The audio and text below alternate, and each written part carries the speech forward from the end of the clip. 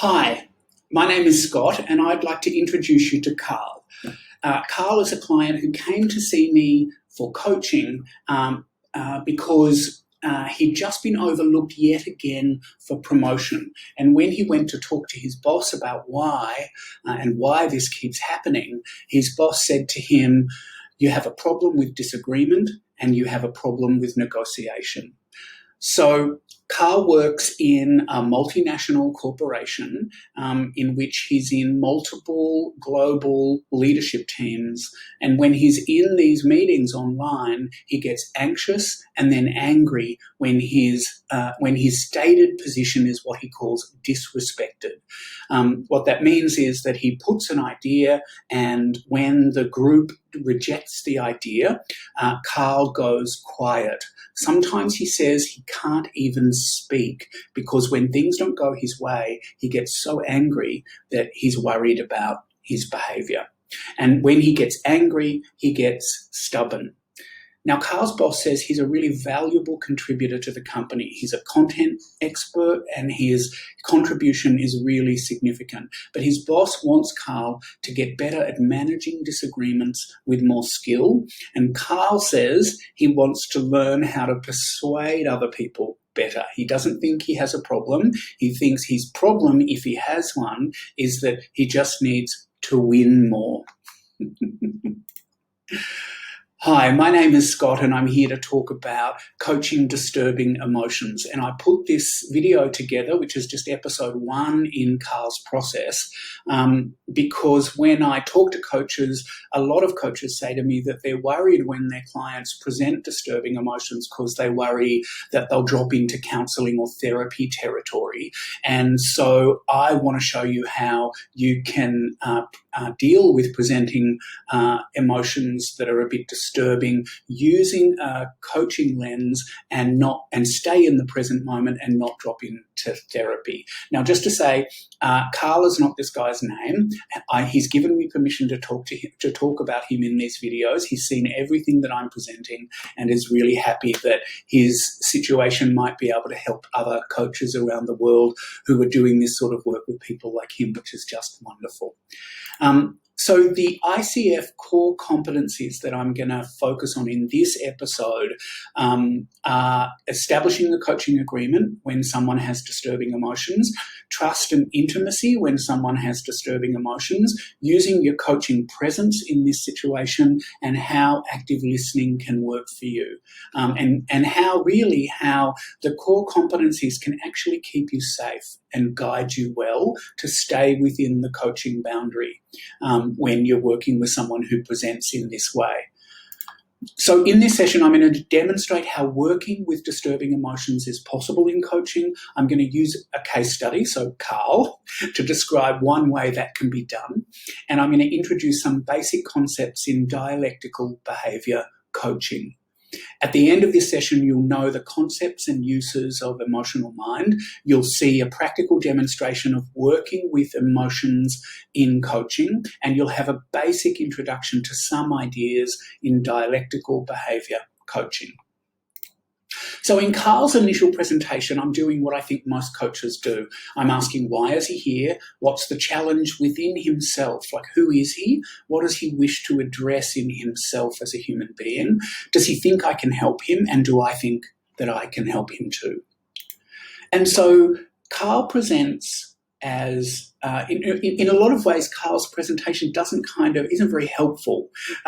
He presents arrogant, he presents selfish, he presents a bit like a bully, and he's a little bit childish, right? I mean, he talks about kind of sulking when he gets angry in meetings.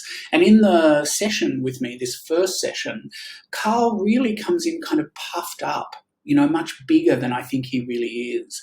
And all of that puffed upness is sort of defensiveness. He's a little bit aggressive. And it doesn't really help that in the first session, he says to me, "I want you to teach me how to manipulate other people so I can get what I want." And so then the challenge is, how do you work with someone who presents like this? And I think for lots of us, this is true. Karl came to me not really because he wanted to, but because his boss felt he needed help on this issue. And so he's already a little bit sensitive and a little bit defensive, right? So and I think a lot of us as coaches have this experience where a company will send people to us to work on something, and it's very hard to get to willingness and openness, open-mindedness for them around the problem. So, but the question is, how do you work with someone, and how can the ICF Core Competencies help you? Well, I think the coaching challenge is really clear. And the coaching challenge is that in all the years I've been doing this work, I've never seen anyone make progress using the thinking strategies of self-hatred, self-blame, shame, self-criticism. When people use these strategies, they don't make progress, and in fact, they tend to get worse and not better. Instead, the only time I've seen people make genuine positive change in their lives is when they turn to themselves with self-compassion, with self-care, with self-forgiveness, and with self-love. And so the coaching challenge is how to use my coaching presence to model for Karl that compassion, even with really socially unacceptable feelings, is possible, and that pathway of using compassion with ourselves can actually lead you to more happiness, to more skill, and to create an inner world where it's a friendlier place to be.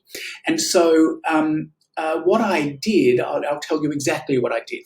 I started off by making sure that he understood that I was on his side and that I was here to help him and not to judge him. So I said, it must be really tough to be in these sorts of leadership teams, to put ideas and to have them rejected. I think anyone in a leadership team like that is going to get a bit sensitive and a bit disappointed when that happens. Is that what happens for you? Can you tell me more about that? What else happens for you when this process occurs? And so Karl gets to work with me in the first part of the session to be able to share his perspective on the world, and I get to be with him to show him that I'm on his side and that I'm here not to judge him but to be his supporter and to help him with non-judgment and empathy. And then I get to drop into my own coaching presence and to use my own intuition and to take a little bit of risk with him in response to him feeling a little bit more open. And so I ask him what he feels, to tell me a little bit about what he feels when he's in that situation, exactly what the feelings are. And I'm able to say to him, I wonder whether when you talk about going silent, whether what's happening is you're so flooded by emotion, you're so flooded by feelings that you feel like you can't trust, that you're almost afraid to speak. It must be very hard to be in a situation like that and to be required to act professionally while feeling completely flooded by emotions that worry you. At this point, Karl admits to me that he has a problem with being a bit too brutal, not just at work, but also with his family at home. And so we get to kind of soften him up a little bit, right? He's starting to move around the problem and own and accept the problem a little bit more. And he starts to get a little bit emotional about it. And I say to him at this point, Karl, all of your feelings are welcome here with me. Your anger, your sadness, your disappointment in others and in yourself, your arrogance, your defensiveness. I want you to know that I accept it all and I welcome it all. At this point, Karl bursts into tears. And at the end of, when he's finally able to speak again, at the end of the outburst, he says, Scott, this is my problem. This is not anybody else's problem. This problem actually belongs to me and I'm sick of it. I want to fix it. I want to be better. Yes, beautiful, right? He Notice how the invitation in the initial presentation is sort of to react the same way that he does, right? To get kind of pushy and aggressive and assertive in response to the way he's presenting. But that if we use the ICF Core Competencies to stay respectful, to stay on the client's side, even when they're presenting disturbing emotions that disturb us as well, that when we invite the client into a safe place like that, that they will change. Now, this is a really good situation. This doesn't always happen. And so what do you do when this doesn't happen? Well, sometimes clients will hang on to their defensiveness and they'll never let it go. And so, the trick here is, and this is where we get into the dialectical behaviour model, which is really about holding opposite forces together in the one human being. We get to say, absolutely, you're right. Your feelings I respect, and, it must be really horrible, and I'm right with you there. And now let me ask you, when you respond after having these feelings or while you're having these feelings, are you getting what you want from the response? Are you getting what you want to make you happy with the result? And usually people will say, no, I'm not. So, okay, we can hold both of these things together at once. Yep, sure, this is absolutely unfair and I'm right with you there, and you're entitled to your feelings, but clearly your response is not helping you get what you want. So let's work with that. And so you can, even when people don't get to this place that Karl got to, which was very fast and very quick, you can still work with people and not have to kind of move into resistance or challenge with them, or aggression with them. So now you get to this other place, which is really complicated. And that is, and so what happens is he now turns all of the judgment he's had for other people on himself. I am the problem. I am disappointed in myself. I am socially inappropriate. I am incapable of doing my job. And so the challenge is to invite him into self-compassion. The challenge here is to invite him to deepen his awareness without judgment and with gentleness. And so what I did with Karl, and with a lot of clients who come like this, is I say, you're flooded by emotions. Everyone who gets overwhelmed by feelings like this, well, they all lose wisdom. They all become unable to act. All of us do. And so, this is not your fault, but it now is your responsibility. Now that you're admitting it, I wonder whether now you want to take responsibility and say, okay, I'm ready to make change. And so here we want to deepen his awareness that he's going to be really judgmental on himself, and his inner critic is going to take over, and that's not very helpful to make positive change. And so that's great.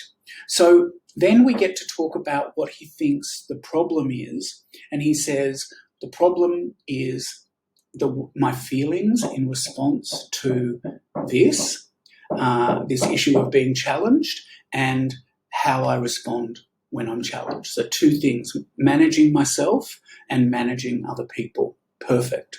And so then we get to talk about what the solution is. And notice how, it's only around about here that we really start talking about the coaching agreement and planning and goal setting. At this point, what I do is I say to Karl, so explain what you want. Now you're articulating the problem that you want to change in yourself. Who do you want to be? And so Karl tells me, he says, I really want to be gentle with myself and others. Yes. In all my work, what my mission, my goal is to work with clients so that they leave the coaching arrangement acting with much more self-compassion toward themselves. I want it for myself in my own life. I want it for you, and I want it for my clients. Because I think that when we're gentler with ourselves, we're gentler with everybody else automatically. He says he wants to like himself more. He says, I don't want to feel like I'm out of control when I'm angry. And he says, I want to be more flexible in my relationships and open to other points of view. So the competencies here are helping to create the coaching agreement, beginning to think about designing action. So I'm already thinking, okay, how to help him do this. and planning and goal setting. So what we're using here is dialectical behaviour coaching. And, emotion mind is one of the core concepts in dialectical behaviour approaches. We talk about rational mind and all of the rationality that comes with being in the workplace or being in the world, all of the logic, the sequences, the planning and evaluation that we do, and then having to balance that with our emotional responses to all of this stuff that's happening in the workplace or at home or in other places in our lives, and how our emotions are not always rational. So we're holding these sort of opposites together, and what we're trying to do is to help Karl to self-coach his rational mind and take the wisdom from that, and his emotional mind and take the wisdom from that. And so you can see that really in this situation, Karl has a set of reactions which are really kind of indicate that his fight or flight responses are broken. Right, that he's responding in a way that's very dramatic emotionally, and it's like, in fight or flight, it's punch and kill, or it's run or freeze.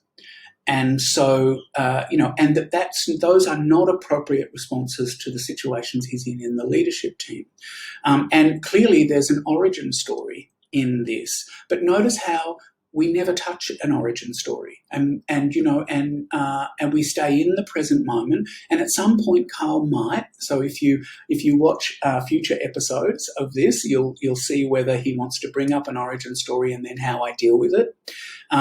But we don't have to go anywhere near the origin story, because it's in the present moment that Karl maintains systems inside himself that make him unhappy inside himself and unhappy with the results he gets in the world. So this is episode 1. Episode 2 is coming in 24 hours, and I really hope that you'll find this helpful, and my contribution to other coaches around the world who are doing this work.